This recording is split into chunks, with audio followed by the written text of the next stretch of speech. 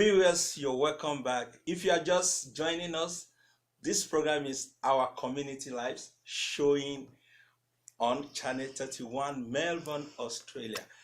And today, on our segment, which is the current affair and the interview segment, we have Pastor Mrs. Temitayo Ajayi, someone I respect so much, and I call her my mom for all the support I've enjoyed from her, and a lot of people have also enjoyed a lot of things from her too. Thank you so much for allowing me to be in your office again.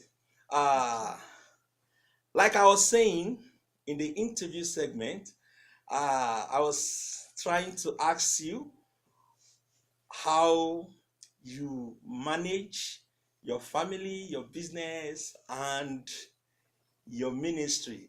But there's one part that you have not been able to really expatiate on. Who is Pastor Bumi Ajayi to you?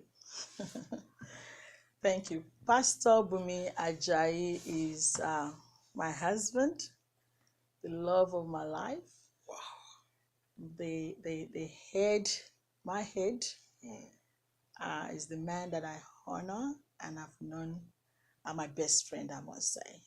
Best friend even before marriage for many years. So that's my husband. So you really you really cherish him, and you made me to feel jealous when you started showering encomium on him. I know he will be happy to hear this whenever he's watching this program. Yes. Anyway, coming back to the community life and the recent incident, who is Mr. Ben Kwanzaa to you, and what is the organization, the Shepherd? Good Shepherd. The Good Shepherd all about? Thank you very much, Mr. EKINE. Benjamin Kwanzaa is a man that I knew through someone else, and apparently he's been disadvantaged for so many years. And then so someone introduced him to me. I started by giving him a space in my office here, and then recruiting, giving him a lot of leads and that he was working with, and discovered that he wasn't going anywhere with whatever he's doing. So he was doing. So I agreed to go into a relationship, as a business relationship with him. I was of the opinion that he was a man of God, and that which is will becloud you as a pastor, and you see a fellow pastor supposedly, and they're struggling badly. So went into an association, then discover actually his attitude and the way he was mismanaging fund and the funds that were not there. So we weren't really getting along. Like 2 months into the association, I discovered his attitude and his character was flawed. So, but anyway, we tried to manage him for that two months, and then eventually discovered that he's got a lot of bad dirty clothes in his closet. He was bankrupt twice. Bad record. I discovered that. So the whole of our association decided, we were 5 board members, so we decided, we unanimously wrote him a letter. So we had an emergency meeting about him, call him. He didn't come. He wasn't presenting to the meeting. So we decided to evict him from the association, because by law in Australia, when you're bankrupt, you cannot be a board of director, you cannot run government funding, you cannot do finances or whatever, as an organization. So we wrote him a letter, told him we were not going to be part of him, and that issue, we were expecting him to come back to tell us what, because things happen to people, you see.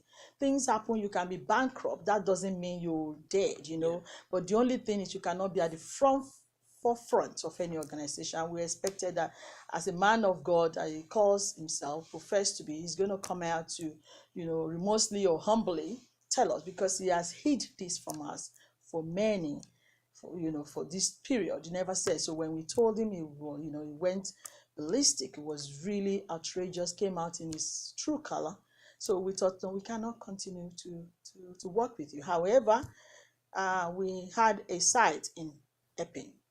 He lives very close to Epping, so we made him a supervisor to manage the Epping site for a period of time. But we had another site in Point Cook and another one in Boxell. The idea was the whole 5 board members will be rotating this site, so no one is technically allocated to a spot, but because of the teaching period, we want to be us to be there individually, and then we rotate. So when we discover Benjamin is bankrupt, we sent the email and the minutes of the meeting to him, and that's where he said, I'm going to keep the Epping, it's going to be mine, and I'm going to return your money. However, at the start of the association, what money did you borrow him? Any money or?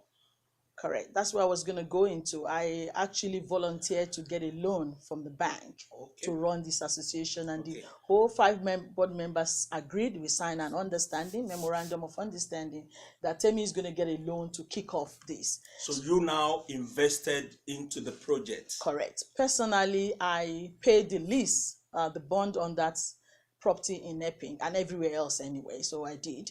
But the Epping one cost us a lot. It cost us about over 10,000, because the lease itself is over 7,200, the lease. And then I personally went there and installed computer. I bought the computer, all the fittings in that place. I bought it. So when Benjamin came to meet my husband, because my husband was an advisor, he wasn't part of the board, but he was an advisor to the board, to us. So Benjamin came to my husband and said, your wife gave us the loan.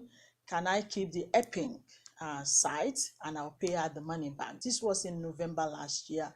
I've never heard a word from Benjamin since then. Our lawyer has been writing to Ben, but I was very rude and very abrupt. He wasn't going to come down to anything. None of us. But he's a pastor. You call him a pastor? Apparently, he wasn't a pastor. I discovered that the 2 churches that he's been, he was literally kicked out of the churches. Wow. The first church, the door was locked against him, and they told him to go. The second one, I think both churches, from my understanding, was there for like a month or 2, and then that was it. They got rid of him, so he was not a pastor anywhere at all. But we went. I wasn't aware. I was only just being told by one of his fellow community member, that told me all these stories about him. And then I dug into it, and that was a fact, that he was kicked out. He wasn't a pastor, he wasn't under anybody's umbrella, and that it was got even worse record that you can actually hear. Actually, I was at the Epping office. Correct. The day you went there. Yes. And the police people, the policemen, the good policemen we have in Australia, came, and they were able to resolve the matter. I've got some questions to ask you, but let's see this video. Then you tell the viewers more about the video.